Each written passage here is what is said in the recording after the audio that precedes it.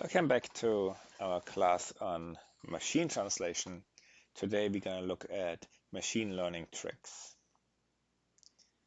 So we're going to look at various aspects of machine learning as they applied to neural machine translation models.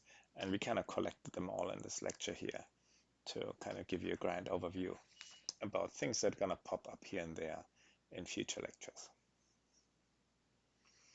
So let me start with a little bit of an editorial.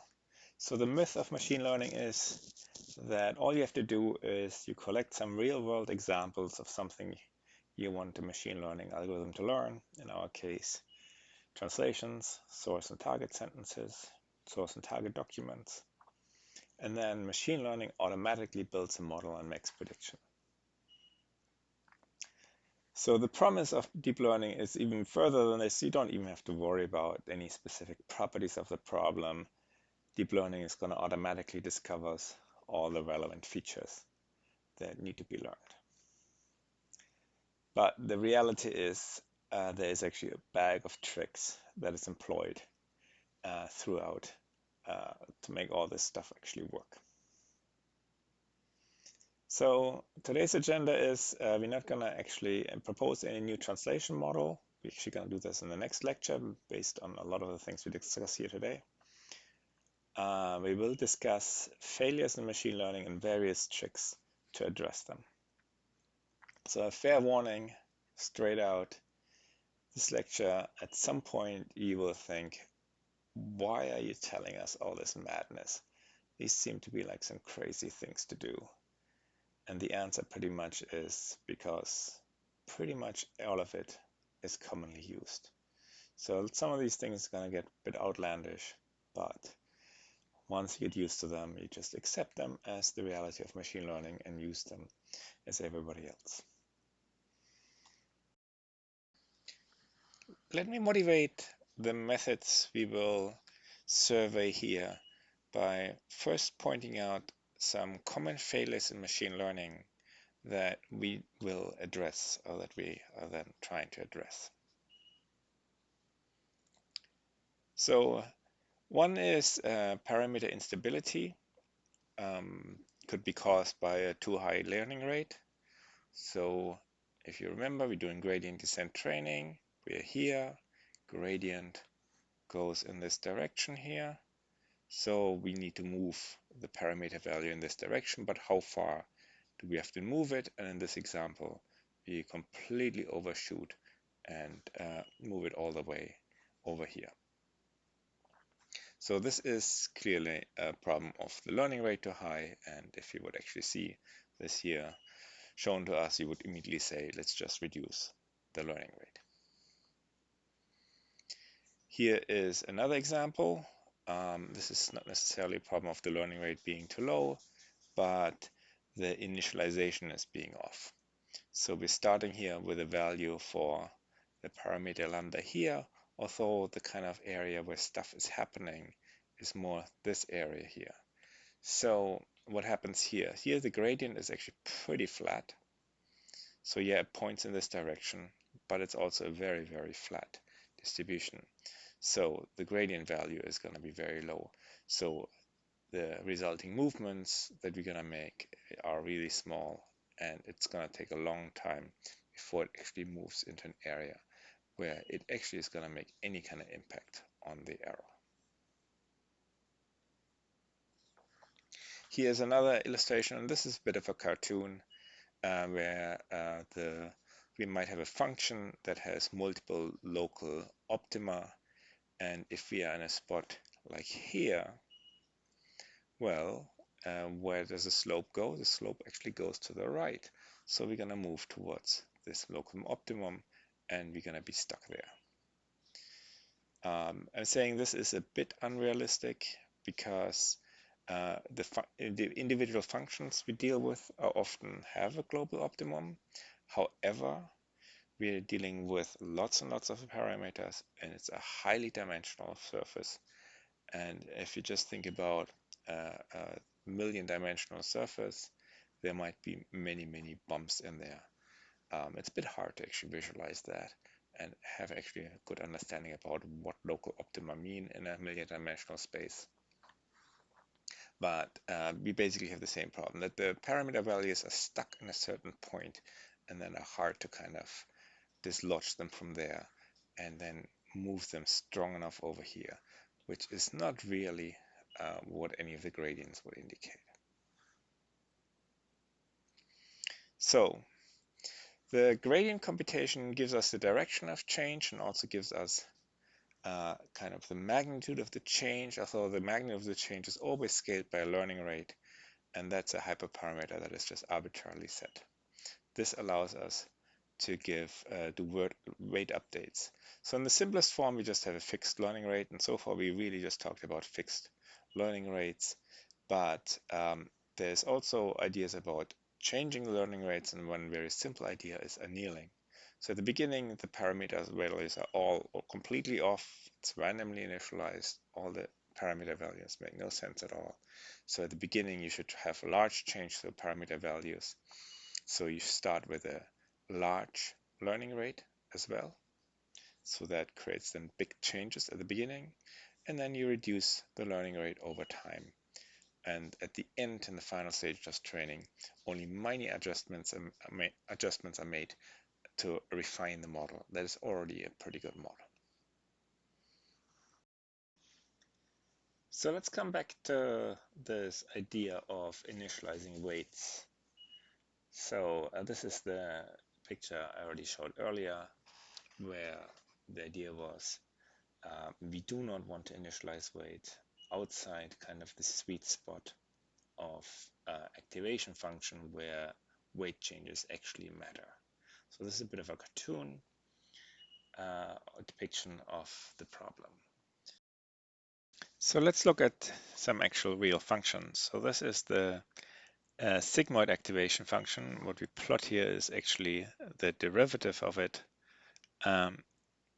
And what you see is there is a certain range of values where the derivative has significant positive values. So this is a monotonically increasing function. The derivative is also always positive. But there also a range at the borders here, at the ends here on the tail and the top of the function towards plus and minus infinity, where the derivative is essentially zero. So not much is going to happen there if we use the derivative multiplied with the learning rate for parameter updates. So you really want to be in this area here. Here's another example, the rectified linear unit. So this is again showing the derivative. The actual rectified linear unit looks like this. It is flat and then goes up. So this is basically this whole area where it is zero and nothing is going to happen there. Okay, so once an output value, like a node, always ends up with values like this here, it could be called a dead cell. So it always gets a value in the negative range before you apply the rectified linear function here, then always zero. So no matter what the input, it actually never turns into anything at all. Okay, here's the cartoon depiction again of the local minimum. So you saw the functions we have actually don't look like this. They're much simpler. They don't have multiple bumps. They don't have multiple optima. So this is a bit of a cartoon depiction of the problem. So it's not actually a single parameter lambda that exhibits this behavior. It's more that we have a highly dimensional space with millions of these lambda parameters. And there's all kinds of complex interactions between individual parameter changes. And that highly dimensional space is very bumpy. Yeah, I know it's hard to think about a million dimensional space and bumps in a million dimensional space and what that actually looks like. I think your imagination stops somewhere at fifth and sixth dimension already, at least mine is. But this is roughly the problem, that in this highly dimensional space, you also have local optima that is hard to escape from. And there might actually be a lot of solutions that are all equally well. Okay, another problem that occurred and came about with recurrent neural networks is this problem of vanishing and exploding gradients. So let's look at this computation chain here. So this is our forward states in a recurrent neural network, which we use to process the input.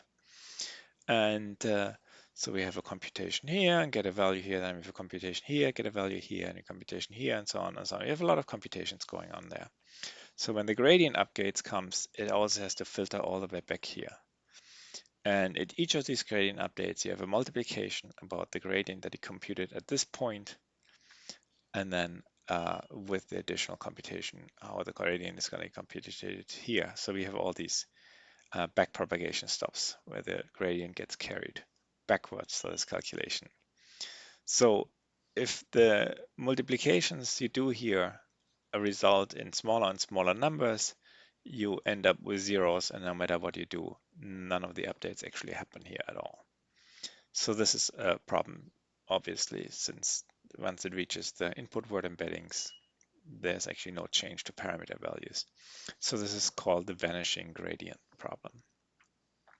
Another one, if the gradients are too big, then the gradient updates explode here, and then the parameter updates you do to the input word embeddings at the final stage of backpropagation become too drastic and they jump around. So this needs to be avoided somehow. Okay, another cartoon depiction of a problem is overfitting and underfitting. So here's again a nice picture of how that shows up.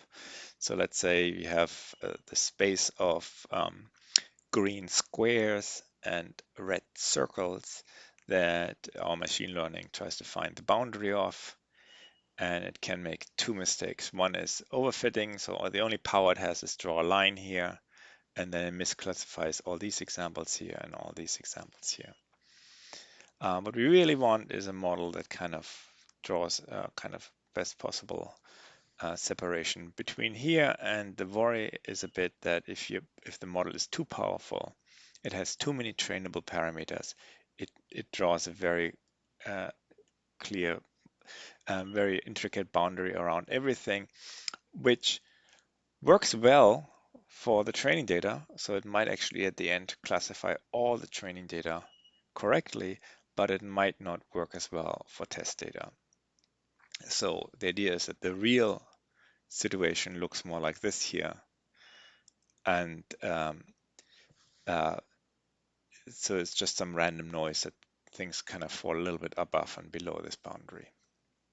So there's a lot of talk about capacity for machine learning, like how many trainable parameters have, and there's some machine learning theory behind it. It's a bit hard to apply this theory directly to these really complicated models that we have with neural networks, with all these layers of very, very different calculations. Okay, let's look at the first group of methods that I grouped together under the heading ensuring randomness. So let me also first explain what I mean by that. The machine learning often makes this typically nice theoretical assumption that training examples are independent and identically distributed. So the idea is that we have a problem, we have training examples that are instances of the problem, and we basically pull these training examples pretty much at random, and each training example is independent of previous training examples, and each time you pull training examples, you sample the same distribution. So there's just one distribution of training instances, and you pull training examples from that. So to approximate this ideal, we need to avoid any undue structure in the training data, and we also need to avoid any undue structure in initial weight settings. So there's actually one machine learning approach which takes this ideal very much to heart, maximum entropy training. So the idea, it very much is optimized towards the idea that it has to fit the properties of the training data, but otherwise the model should be as random as possible. So it has to have the maximum entropy. This is also tied in with this old philosophical concept of Occam's razor, that if you have multiple explanations for something, you should have the simplest explanation. The simplest explanation is preferred to a more complicated explanation if they have similar explanatory power. So how does it actually work out in practice? So typical training data and machine translation is we have different types of corpora. We get the data where we find them. So maybe we get the European Parliament proceedings. Maybe we get a big collection of movie subtitles that people translated. There might also be temporal structure in each corpus. So if you look at the European Parliament corpus, it's organized by session dates, it's then organized by session topics, and then each speaker, and then all the sentences from one speaker come in sequence. So similar sentences tend to be next to each other. So sentences are next to each other, cover the same story or the same debate in the European Parliament. So we do online updating. So the last examples matter more. So if you organize your training data in a way that you first process the European Parliament proceedings and then process movie subtitles, at the end it's only going to see movie subtitle data and it will optimize for that. And it will be less optimal for European Parliament proceedings. One other problem with this is that you have as a convergence criteria that there have been no improvements recently. So this is usually tested on a development set. So if you go through a bunch of hard training examples that are less suited for the development set and deteriorate performance maybe on the development set, and that is then followed by easy examples that then really help training, and so you observe a huge improvement on the development set, then you might just stop there and before you actually process hard examples again, which lead to deterioration on the development set. But it's really just because you trained on different training data, which has different impacts on your development set performance. So the solution to that is actually pretty simple. So one important thing when you deal with machine translation training data is that you just shuffle out the training data. So you just randomly put it in random order. There's even the argument that maybe you should do this every epoch, but at least the research I'm aware of, this doesn't really make much of a difference. It's fine to do it just once. Okay. Another issue is the weight initialization. So we initialize the weights to random values. That's important, so we don't have any structure in them that way. But you have to choose the values from a uniform distribution.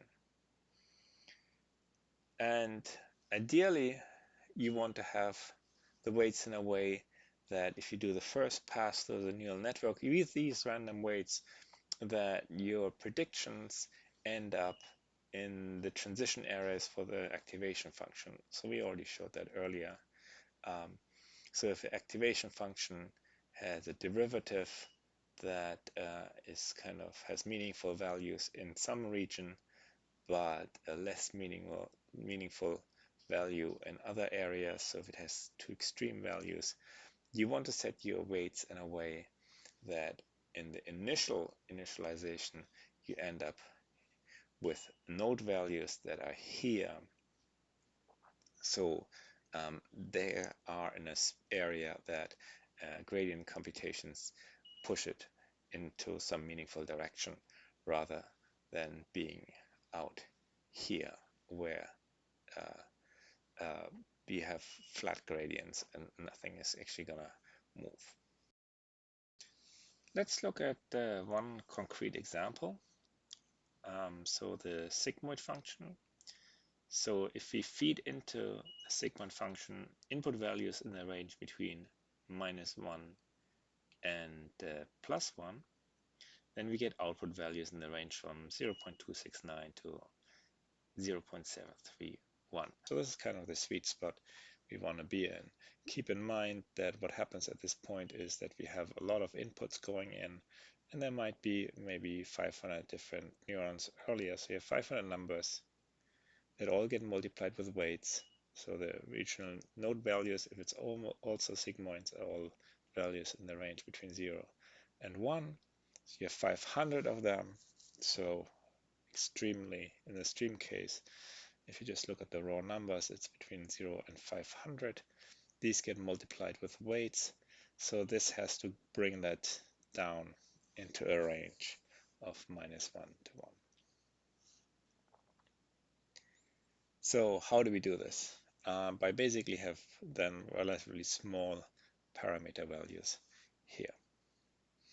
So here's the magic formula how to do this. So the crucial variable in there is obviously the number of neurons in the previous layer, so the size of the previous layer, and so based on that you're gonna then have these weight values.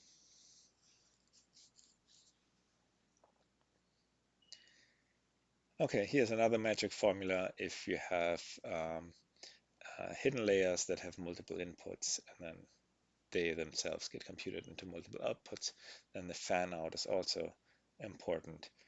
So you have the size of the previous layer and the size of the next layer. That actually should be +1. So these are the two things you're gonna factor in here. And apparently someone came up with this formula for randomization of the parameters at the initial stage of training.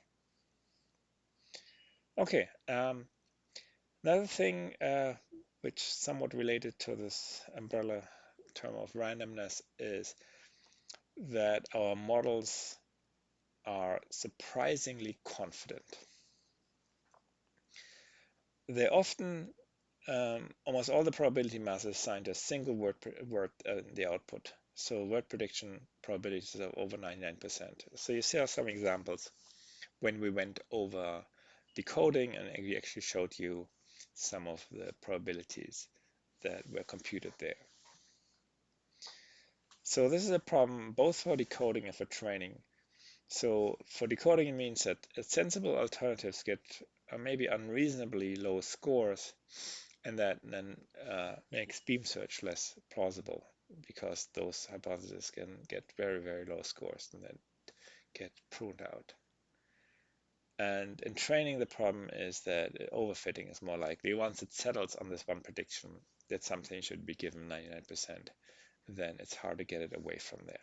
If that prediction is wrong, it's a long climb to get out of that hole. So the solution for that is label smoothing. So this is a technique used in training. So just a jargon notice here why we call this label smoothing. So in classification tasks, we predict a label. So here in translation, the word prediction is in a way a classification task. Yes, we pick a word, but if you think about each word as a class, then we predict the label of the class, which is the word.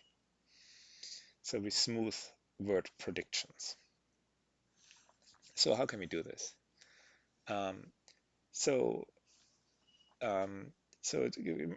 remember what we actually do when we do the word predictions. So in the final layer, we compute these weighted sum terms here. And then we say, how likely is a particular word I, or maybe the word the, opposed to all the other words, which are all the other words J. Well, this is our softmax function, and this is what we apply. So this is how we compute probabilities. So one way this calculation can be smooth is with a so-called temperature. So if you take the raw value that you have here and divide it by t, you get a flatter distribution. The bigger the t, the more equally distributed is the probability mass over all the different labels. But the root of the problem is really in training, that in training we assign all the probability mass. The goal is always to assign all the probability mass to a correct word. So remember, when we make word predictions, what we're really going to optimize against is this one hot vector of the output. So the output says this one word, which is the correct word that we saw in the training data, should get all the probability mass. So that then, of course, leads the model to make these 99% predictions here. So the idea of label smoothing is to not do this, to not give all the probability mass to one word, but instead have a vector where the true word maybe has only 0.9, and then all the other values also get some small amount. Obviously, that's not much because there's so many other words. But the point is that not all the probability mass goes to the right word. Another way to do this is, yes, you could uniformly distribute this over all the words. So it's now how much do all the other words get? But you can also say, well, the more frequent word should get by default higher probabilities. You make this relative to the unigram word probabilities.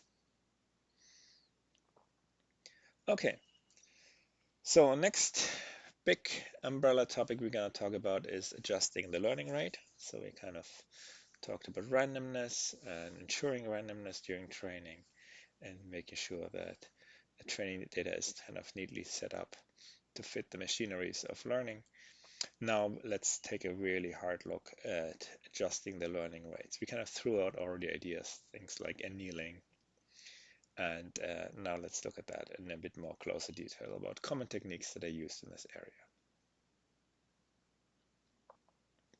So again, we do gradient descent training. So we basically follow the gradient. Downhill, we want to do the weight updates to minimize error or loss, as it's also called. And that's how we're going to do the weight updates. So the actual gradients have fairly large values, actually. So we're going to scale that with the learning rate, and usually that number is rather small, 0.001, for instance. So there's one idea to change learning rate over time. That's kind of the big intuition that at the beginning of the training, all the weight parameters are completely all over the place and they're completely wrong. So they really need to be adjusted heavily. But once it kind of settles somewhere, it's really at the stage of kind of just making the finer judgments. So if you kind of have this error curve here at the beginning, you start here, so you really need to move a lot. But in the later stages of training, you're just here, so you don't want to move so much anymore. And you don't just want to rely on the gradient there being flatter. Okay, so a simple way to do this is having a learning rate schedule where you just say at the beginning, first epoch at 0.001, and then at 0.0001, and so on. You can make it smaller and smaller. So let's introduce another concept that we already talked about a little bit, is the momentum term. So this is the case where the optimal value for a parameter is very far away from the optimum. So this is again here the scenario where we're here and it's very far away, so we kind of need to move there. And how can we kind of accelerate this movement process so it moves a bit quicker than just small steps? And this is the idea of a momentum term. So you kind of add up that all the previous weight updates were all going to the left here. So why don't we just then go farther to the left next time around? If each time the training tells us move a little bit to the left, no, a little bit more to the left, more, a little bit more to the left, well, why don't we just move to the left a little bit strongly? So we kind of accumulate these updates. So this was the idea here of a momentum term, that you kind of look at the weight updates that you compute in a raw fashion and then add that up in the momentum term, which kind of adds in this more recent weight update plus the previous sum over weight update. So this kind of then increases over time. And then that momentum term is actually used here in combination with the learning rate to do the weight update. Okay. So let's do this even fancier by adapting the learning rate differently for each parameter. So the general idea is you want to reduce the learning rate over time. So initially the parameters are very far away from the optimum, so we change them a lot, and later we have more nuanced refinements, so we change them a little. Now we're going to do this for each parameter. So this is the idea behind Adagrad, where different parameters are a different stage. The idea is that different parameters are at different stages of training, and therefore you need to have a different learning rate for each parameter. And the way we do this is we keep a record of the gradients we computed for each parameter, and then we accumulate their square values over time. So if they have pretty drastic changes to the parameters already, that becomes a big value. If there haven't been much changes to the parameter yet, that's a fairly small value. And we use this sum, so the sum over the squares of the gradients, to reduce the learning rate. So a parameter that has already been changed a lot, and we're not going to change it that much anymore, but a parameter that hasn't changed much will still able to be changed a lot. So that's the basic idea, and the rest is, yeah, here's the math. It's not really all that complicated. So as I said, we can record the gradients at each time step t whenever we process a training example or batch of training examples. And we take the square value of that, accumulate that from t tau minus 1, tau 1 here to all the current time. So from the beginning of time till now, we're going to sum them all up. Just throw in a square root for the fun of it.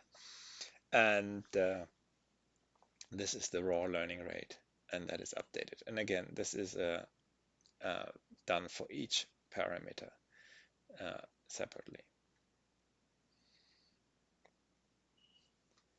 Okay, here's another idea. So this kind of brings back this idea of a momentum term, and the idea that we just talked about is that we're going to reduce parameter updates by accumulated change. So we're going to more slowly update parameters that already have changed a lot. So these are the two different ideas. So this was our momentum turn idea, where you said what is the current gradient update. So we're going to weight this somehow, and then we're going to add to it the previous update. So this is kind of the recursive formula for the momentum term. So the previous momentum term value gets weighted somehow, maybe 0.9, and then this is what the current gradient tells us to do. So we can do the same thing for the squares. So this just kind of adds up the squares of them. So these are the accumulated gradients that we used before. And so you're going to have another parameter for that. So this here is really the momentum term that we had before, while this here is the more previous idea of let's accumulate the changes that we already done, the gradient, and we kind of measure it as the squares of the gradient. So the square is a good way to kind of do away with positive and negative values. We don't care if the changes are positive or the changes are negative. We just want to see the magnitude of the changes. So one final tweak to this method is the following. So we had formulas how to compute the momentum term, which is the accumulation of gradient updates over the previous updates, and the other one is the accumulated changes over time, the squares of the updates. And at the very beginning of training, those are close to zero because not much has accumulated at this point. So these are initially adjusted by the following formulas, where you take the actual computed value and divide it by 1 minus this beta parameter to the power of t. Here it's with a beta 1, here it's with a beta 2. So if t goes up, this is gonna go close to 0, since the beta values are like values like 0.9 or 0.0. at 0.999. So they get very, very small over time. So in t goes to infinity, if you continue training, this actually goes away. So this is just something that happens at the early stages of training. Okay, got all the pieces together to now do Adam. So we have the learning rate, which is a fixed value. We have the momentum term, and we have the accumulated change. And then we're gonna do a weight update per atom. So we have another parameter, hyperparameter called epsilon, which might be something like 10 to the power of -8. So this is the weight update we're actually gonna do. So we have this accumulated momentum term. So this is where momentum comes in. And here we divide the learning rate by through the accumulated change and just add a small amount to it, so this doesn't blow up.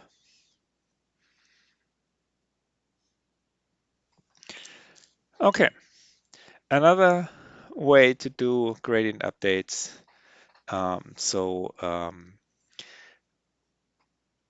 We don't kind of jump around too much, is to accumulate all weight updates for all the training examples. So we are gonna process all the training demos, get all the weight updates, and then convert and then update. So we only update after each epoch. However, this converges really, really slowly. The other extreme is we process each training example. Each training example gives us gradients, and we then update there. This is called also stochastic gradient descent. Stochastic because we kind of randomly draw training examples and then perform gradient descent.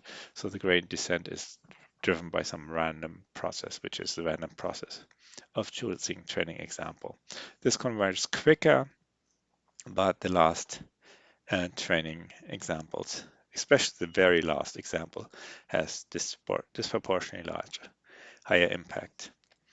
So typically what is being done is kind of a variant of the latter, which is processing data in batches. So we compute all gradients for individual word prediction errors, and then basically have all these gradients, and we're going to sum up all these gradients over each batch to update parameters. There are two reasons for it. One is this actually makes more sense. If you parallelize over batches on a GPU, you make better utilization of the GPU. You may take better advantage of what the GPU can offer. So it's actually computationally more efficient. But it actually is also in practice leads to better convergence behavior. Okay, so one wrinkle to this is nowadays we're not only going to use one GPU, we maybe use multiple GPUs to speed up training. So each of the GPU is processing some training examples. GPU 1 might be fast with processing its batch, while GPU 2 is a bit slower than processing its batch. Maybe that's just due to the characteristics of the examples, or maybe one ran hot, so it's got slowed down, or any kind of reason. So what do you do with the gradients that come in? So GPU 1 sends you some gradients, GPU 2 sends you some gradients a little bit later, GPU 3 sends you different gradients. Well, one way to deal with that is to be strict about it and say, well, these are all gradients that are computed on a previous set of parameters. So we have to apply them all together. Then we have a new set of parameters, and then we can send out new batches to the GPU. So that has the disadvantage that we always wait for the slowest GPU. Another way to do it is asynchronous training where you just don't care. We're just going to apply the gradients as they arrive, even if they were computed on a set of parameters that in the meantime has already changed. So there's a mismatch between the original weights where the batch was computed over and now the weights that now the update is being applied upon. But all that mismatch doesn't seem to, in practice, matter very much. So this is typically what's done these days. Okay, let's move on to the next big area we discuss, which is avoiding local optima.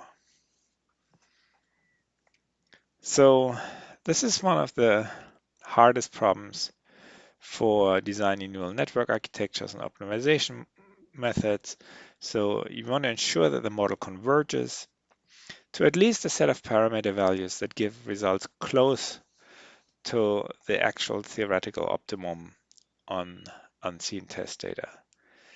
There's no real solution to the problem. It requires experimentation, analysis that is more craft than science. Still, we're going to talk about a number of methods that generally help avoiding getting stuck in local optima. So just to give you some sense of what the problem and the nature of the root of the problem is neural machine translation models have nowadays hundreds of millions of parameters. I think there's currently a competition with language modeling bragging about how many parameters it has. Okay, so this is just the magnitude that is out there, hundreds of millions of parameters. And but we also have hundreds of millions of training examples. Each individual word prediction gives us feedback for gradient updates. And we often train on corpora with hundreds of millions of words, and if you're lucky, even billions of words. So this seems to be somewhat compelling that these numbers are similar, but there's not really any hard rules for the relationship between numbers. But there's a general sense if you have too many parameters and too few training examples, you're going to overfit. If you have 100 million parameters and only 10 training examples, you're going to have probably the ability to do really well on those 10 training examples, but end up with a model that is just good at those 10 training examples and nothing else. On the other hand, if you have too few parameters and many, many training examples, you underfit and you're not able to really model the problem as it presents itself. So one big method strategy here is called the regularization. I have to admit this is a term that gets easily thrown around a lot and used for many, many purposes. Whenever something is being done and people puzzling why it works, a good answer is always regularization. Okay, so let's get a bit more principled about what we really mean by regularization. So the motivation is that we want to prefer as few parameters as possible. We don't want to have more parameters than necessary, otherwise we're going to lead into overfitting. There's also some kind of echoes of the idea of Occam's razor and maximum entropy training. We want to have the simplest model that we can get away with. The simplest explanation is better. The simplest explanation is probably going to be more general than a super complicated explanation that explains intricately why each training example occurs, but then fails to make predictions on new training examples. So we want to have as few parameters as possible. So here the idea of regularization is, well, why don't we just set some unneeded parameters to value of 0? So some just erase some of the weights. So we have all these powerful networks with hundreds of millions of parameters, but just say some connections just don't matter, so they should have a weight of 0. So a simpler model is one that has few parameters or that has parameters that do not have extreme values all over the place. So the method for that is we're going to adjust the training objective. And in addition to the cost of doing that we usually use, which is how far are we away from the correct prediction, we also gonna add something that measures the value of the parameters. So any non-zero parameter we have also carries some cost. So if our current model has a lot of extreme values, lots and lots of values, that's not good. We want to drive them down to 0. In addition to the traditional training objective of actually making the right predictions. So this is typically done with the L2 norm. So again, we just take the squares of the parameter values and add them all up over all the parameters. So that makes it very easy computationally. So that the derivative of the L2 norm, if you take the derivative of the square of x, you get x or 2x. That's actually the value of the parameter. So that's a nice, easy way of then feedback to the parameter. And so if there's no signal from training, that means we're going to reduce the value of the parameter. Think about it this way. There's some parameter somewhere in the middle of the model doing something. Training never tells us you're too low or you're too high. It just never gets any real feedback. So if we just say the value of the parameter is a cost, that then slowly reduces the value of the parameter and makes it slowly go to 0. So this is also called weight decay. This particular idea of regularization is not that commonly done in deep learning, but a lot of the methods, as I already started out saying, can be understood as regularization of doing very similar things. So the idea basically is, can we kind of have simpler models? Can we something drive towards simpler models? Can we something to push the models away from extreme values and overfitting? So here's one grand idea kind of in that mindset, which is curriculum learning. So this here means we also change things over time. Earlier we talked about changing learning rate over time. Here we now talk about changing the training data over time. So a nice analogy for that is human learning. So how do humans learn? Well, you first learn the simple concepts and then the more complex material. So if kids go to elementary school, they don't learn about nuclear physics. They first learn about counting numbers and adding numbers and subtracting numbers. And once they understand these simple concepts, later you can tell them about nuclear physics.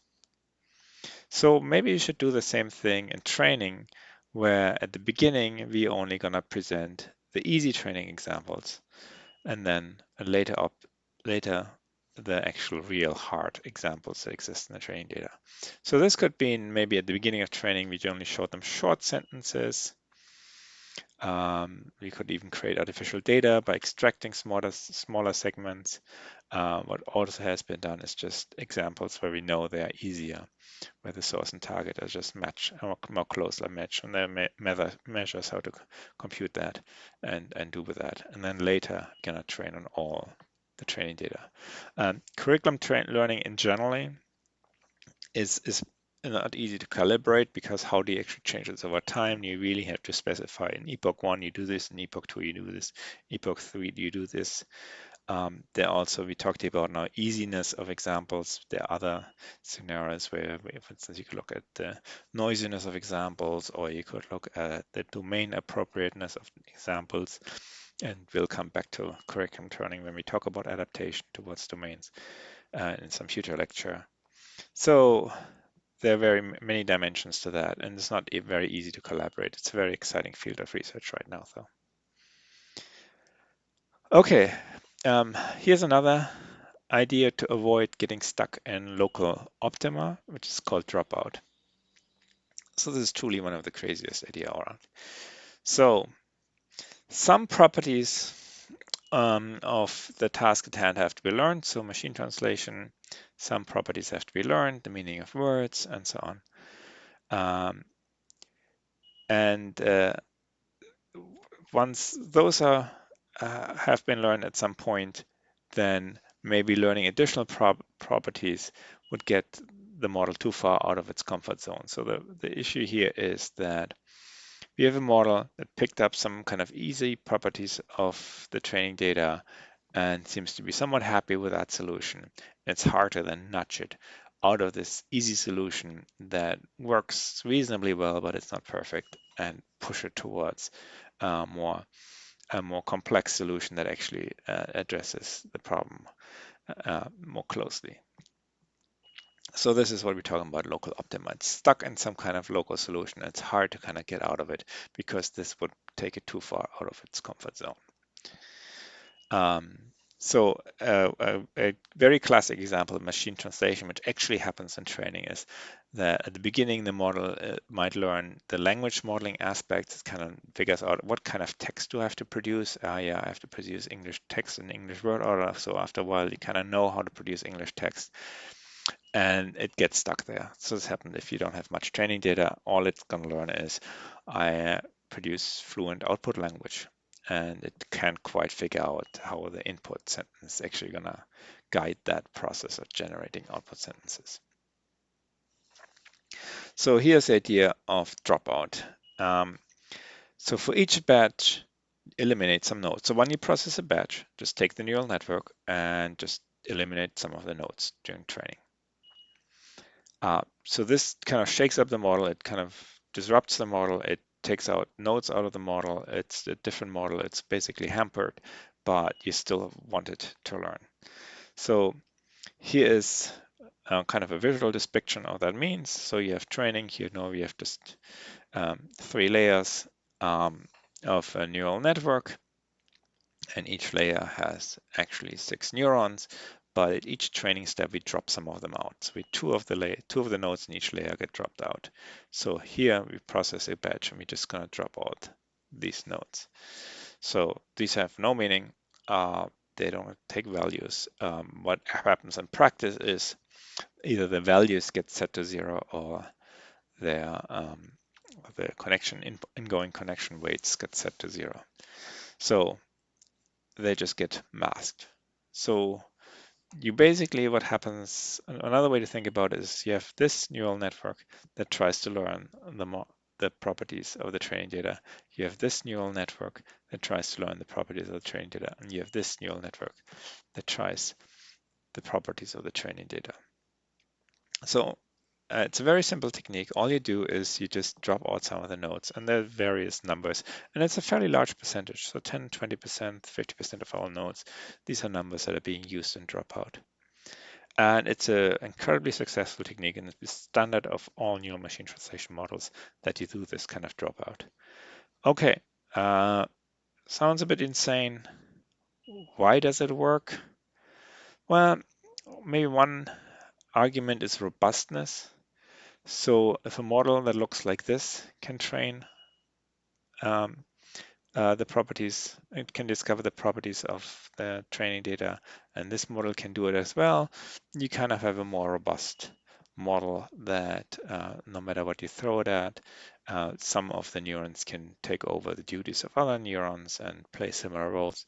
So they both kind of more redundantly and more robustly learn the properties of the training data. Okay, not sure if that's a convincing argument, but it's one argument. Another argument is ensemble learning, which basically says, generally in machine learning, if you train 5 different classifiers with different initialization on the same training data and then combine their predictions, you're going to have a better classifier. That's just one of the natures of machine learning. Ensembling always helps. So, and this is in a way of doing assembling. I mean, you have a different classifier. Each time you have a different dropout scheme and you change it all the time. So obviously assembling over a lot, and the assemblers are not completely each individual classifier is not completely independent of each other because they're all subsets of some grand classifier that uses everything. But in a way, you have different subnetworks. And each of them in a way are different models that at least were trained to do the task by themselves. Okay, another technique, this has to do with exploding gradient, and it's also intuitive and makes much more sense, is if gradients become too large doing a backward pass, why don't we just don't let them to get too large? Why don't we just cut them down to a maximum value? So so the total value, we're just going to limit the total value of gradients for a layer to a threshold. So we're not going to do this for each individual um, neuron in a layer, but we're going to do it over all the neurons in the layer. So basically sum them all up. Again, we do use the square to avoid for negatives and positives, and take the square root just kind of for the fun of it to undo the squaring. And that's kind of the overall gradient. It's a kind of a sum over all the gradients. If all the gradients are really large, this is a very large number. If all the gradients are really small, that's a very small number. So, and then when we adjust the actual computed gradients that we have for each node by this here. So we basically take some fixed threshold t, and sometimes we just divide t by t, unless L2, this L2 norm that we computed over the gradient becomes too large, and then we divide by that, and then actually that in that case we actually gonna reduce the gradients. Okay. Another thing that is being done in these models is a layer normalization, which is already in the model design. So this is not a training technique. We're actually building different neural models that do things slightly differently. So this is called layer normalization. So already in the forward step during inference, the average node values might become too large or too small. So why don't we, in the inference step, already ensure that the values that we compute for nodes are in a reasonable range? So again, this also going to have impact from training, because the gradients are going to be equally influenced by having extremely too low or too large values. So why don't we already in the forward step normalize the node values? So during training, the idea is we're going to learn a bias layer that then reduces these node values. Here's some math how this might work. So you have a feed-forward neural network. This is just a standard feed-forward neural network where we have here the weighted sum. So L is the layer number. So you have the previous layer. You multiply it with a matrix. So you get the weighted sum here. You apply your sigmoid on that. This should be on the S. You apply the sigmoid on that. So this is our classic traditional feed-forward neural network. And now what we're going to change is we compute over, we sum up all the values in a particular layer. So these are the weighted sums for each of the nodes in the layer. So we just sum that up, divide by the number of nodes in the layer. So this is the average value of a node in the layer. And this is the kind of the mean value of nodes and a value in the layer. So this may be too high or too low, but hopefully it's somewhere closer to zero. Some positives, some negatives. And here's the variance, where we just look at the difference between each node value and the value we just computed and see how much they differ from each other. So are there, yes, that you have maybe some node values that their mean is zero, but sometimes the values are all -1 plus -1 plus 1, and sometimes they're -1 million plus 1 million. So this is captured by the variance. So that, with that in mind, we're gonna now do some additional processing steps in our inference that accounts for this. So this is how we normalize the values we compute. So first we take the weighted sum that we have and subtract the mean from it. So this shifts all the values that on average they're going to be zero. So this basically ensures that the actual mean after that is zero. So that just shifts it. And then this here we takes care of, we use the variance and divide by the variance. So if the variance is really high, then we also reduce the size of the magnitude of the values. Just think about it in terms of curves. What if the real distribution looks like this? So the first thing moves the center here, so you're going to end up with a curve that looks like this, and the second one kind of shrinks that maybe a bit, so it's more tighter distribution around the mean. Okay, so this is our kind of adjusted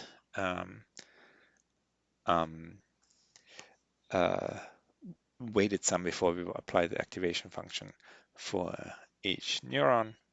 And here now we're also going to have an additional bias vector, which basically takes all this into account. So this is basically the same calculation you have here.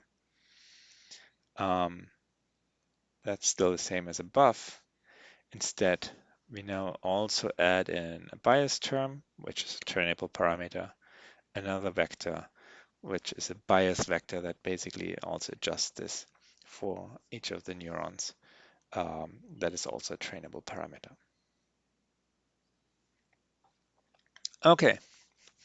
One more thing to kind of keep training in check is shortcuts and highways. So this applies to neural networks that have many, many layers of processing. So now we're talking about deep learning versions of the models we presented here. So when you have multiple layers of processing for your encoder or multiple layers of processing for your decoder, we're not talking about the recurrent.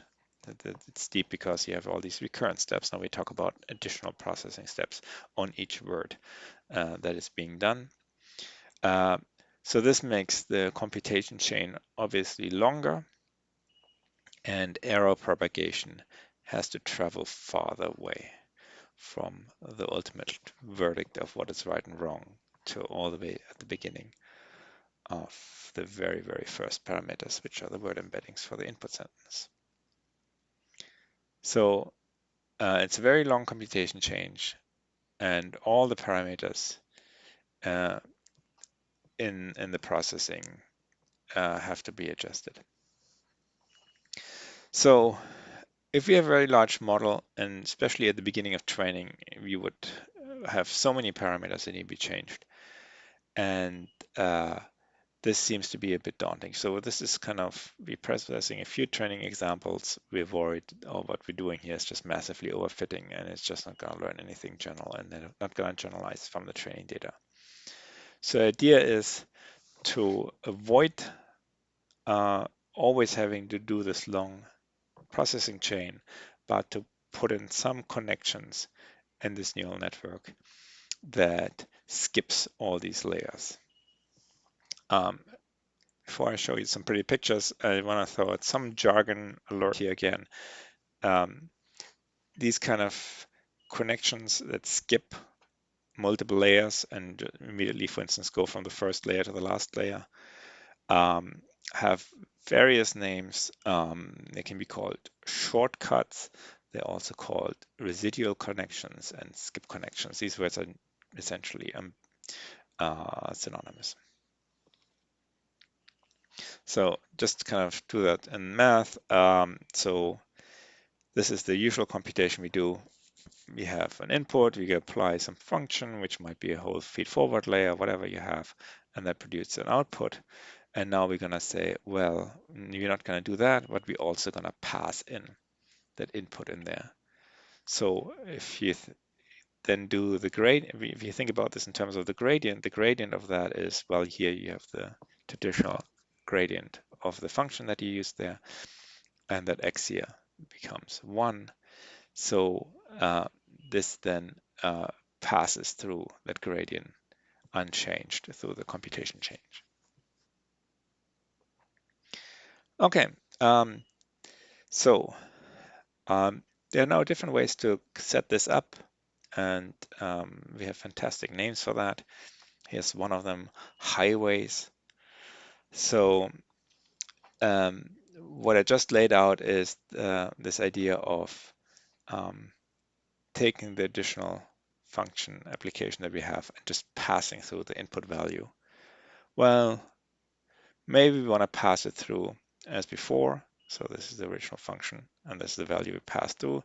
But we also want to regulate how much we want to trust this here and that here. So we just trusted it equally in the previous computation. And now we're going to regulate that. And we use for that some parameter-specific value t. And so we already wrote here t of x. So this is also a parameter that we can train. So it's more like the gates that we encountered in long short-term memory cells. So this is again a trainable parameter where you say, oh, sometimes you're going to trust the actual computation you really want to do, and sometimes you're going to trust the pass-through and ignore that computation you do. The hope is a bit that in the beginning training stages, you're going to do much more pass-through, and then in later training stages, you kind of reduce the pass-through over time. Okay, I'm just drawing this here, just kind of highlight the jargon that was introduced here that becomes a bit heavy. So this is our traditional neural network where we just do our feed-forward calculation. And now we do a neural network where we not only have that, but we also take the input value and pass it through, and both of these are then combined. And the third version of that is that, yes, we have the initial value and we have the pass-through value, and that gets passed through a gate that then regulates how much one of the other is weighted, and that gate is also informed by the input. This is called the highway network because it looks like a high word. Okay, so the same motivation between high-net networks was also the motivation behind LSTMs. So if you still remember, we have this long short-term memory cells that was partly motivated by being able to passing through memory. So you have a memory state that depends on the memory state of the previous time step. Now we're talking about, for instance, processing words in a sentence, so the previous word of the sentence that was being processed, and whatever state we had there, we want to be able to pass that through. So the motivation for language modeling was, can we deal with long distance relationships?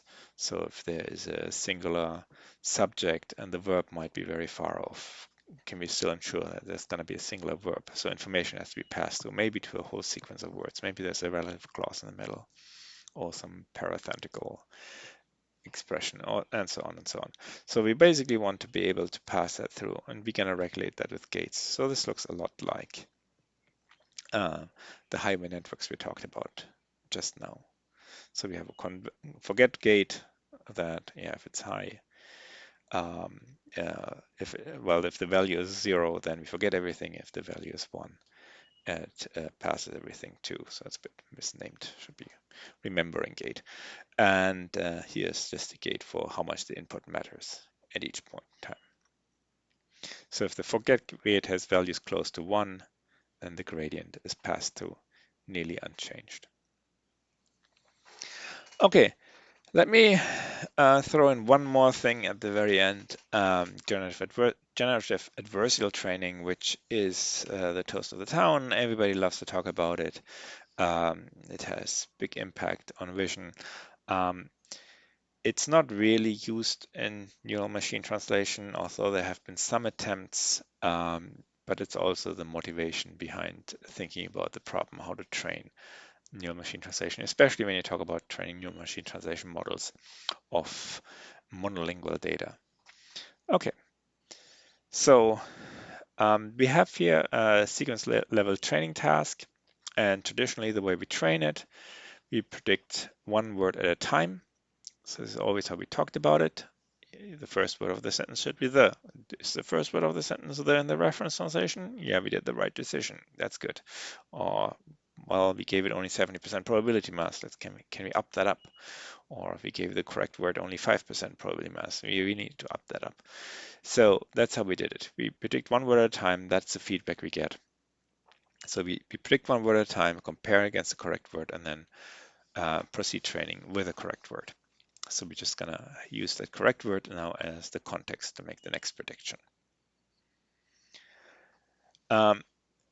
Instead of that, we could do sequence level training. So we're really predicting a sequence, and we basically, in this initial traditional training setup, we're not really predicting a sequence. We always give them a perfect sequence and let it predict one word, but we never actually let it loose and predict the entire sequence without any guidance at all, which it actually has to do a test time. A test time, it has to predict the entire sequence without any assistance at all. So maybe we want to simulate that in training as well. So we want to predict the entire sequence and then measure how good the translation came up with some sentence level metric. So the blue score that we introduced could be used as a sentence level metric, and there are other metrics that maybe are more appropriate as a sentence level metric. We could also use in best translation, beam search, and so on. So what is the most likely sequence? What's the second most likely sequence? What's the third most likely sequence? And then kind of use that somehow to compute feedback for training. Okay, so general adversarial networks build on that. So this is a game between two players. So you have now two trainable components, two machines you're trying to learn, two neural networks you're trying to learn. One is the generator, which is pretty much the neural machine translation system as we have encountered it so far. And then we have a discriminator. So that takes a prediction of the neural machine translation system and has to be able to predict, hey, this is output of a machine translation system. This is not a human translation. So the discriminator is always confronted with the current output of the machine translation system and the human reference translation, and it has to be able to predict, well, that is the machine translation and that's the human reference translation. The idea is if it can't tell the difference anymore, then our generator is doing a really good job. So the generator is then really trying to overcome the discriminator. So this works on a sentence level as we introduced in the previous slide. So training examples. So we have an input sentence X and output sentence that the model computed. That's given to us, that is Y. And our model produces a sentence translation T. So this is the translation that the generator comes up with. And the discriminator now has to say XY. That's a correct training example. And this is a generated example. And if it can tell the difference, then the generator did something wrong. And then that's an error term for the generator that then the generator leads the generator to update its values very much. But if it can't tell the difference, then the generator did a fantastic job and it doesn't need to change anymore. So here's now the setup how to train a generative adversarial network for machine translation. So first we train the generator to some maturity. So first you want to have some kind of baseline neural machine translation system that is somewhat reasonable in performance. So we can do this standalone on parallel data. Then you take that and train a discriminator on generated predictions in human reference translation. And once you have also a discriminator with a reasonable performance, you can actually go on and actually do the joint training, where the generator now has the additional objective function to fool the discriminator, or it replaces the original objective function with the objective function to fool the discriminator, and the discriminator has the objective function to do well on detecting the generator's output as such. That's as before. From reports and research, it's kind of hard to really calibrate this and set it correctly. So if you overdo on the discriminator, then you have a fantastic discriminator, but the generator produces rubbish. But if you do it the other way around, then the discriminator doesn't make any difference, and it can get into kind of some crazy loop. So generally, this is not a trivial setup to actually carry out. So here's maybe also a good place to bring up the term reinforcement learning that gets thrown around frequently nowadays, also in machine translation training. So the idea of reinforcement learning is the key definition of what makes reinforcement learning. Reinforcement learning is that you do learning without immediate feedback. It doesn't have much relationship to the name. So you don't get immediate feedback, you get feedback after you did a lot of actions. I think the best explanation for that or illustration of that is game playing. So you want to build a chess playing machine. You want to evaluate the quality of each move, but nobody actually really can tell you for true if a move was a great move. You only really know if the sequence of moves at the end resulted in a win. And we are kind of in a similar setup where we don't know if each individual word is right or wrong. Maybe it's a good word choice. Maybe not. We really just know once the whole sentence is there, we can really assess, well, okay, that second word was actually not a good word choice. It kind of threw off the whole sentence. Um, so we're kind of in a similar situation. So, so you have to come up with some kind of decision process about which decisions to make while you carry out this sequence of actions, be it moves in a game or be it word predictions in machine translation. And this is called policy. So the policy is what decisions do you follow. A reward is what is called the end result. So here it's the ability to fool the discriminator. And there are various techniques. Reinforcement learning, especially for deep learning, has become pretty popular again. It's been the key to do things like games that beat humans at the game of Go, also then apply to chess and getting world of state-of-the-art performance. So basically what you have to do is basically you roll out a lot of the decisions all the way to the end and have feedback, and maybe do this in a bit more structured way than just do one rollout after the other. There's something called Monte Carlo search, where you just kind of sample your predictor each time and then come up with a plan. We also already encountered it in the decoding lecture, the idea of Monte Carlo decoding, where you don't take the highest probability word at each time, but you take words according to that probability. So if some prediction has 80% going to word 1 and 20% going to word 2, you don't always choose word 1. You choose with a 20% probability the word 2. So you're going to roll a dice there and then go by what the dice tell you. Training is here now mainly the problem of coming up with a policy, what is now called policy. So training is also then called policy search. So there are a lot of words, jargon terms that are different from general machine learning setup. But here's kind of the rough overview how that is done. Okay, I'll leave it at here for now. We are now sufficiently armed to take on more complex architectures. And this is what we're going to do in the next lecture. And we're also armed to deal with a bit more sophisticated methods of using data. For instance, this idea of generative adversarial training and reinforcement learning will pop up when we look at some ways of using monolingual data in training of machine translation systems. But that's it for now, and I'll see you in the next lecture.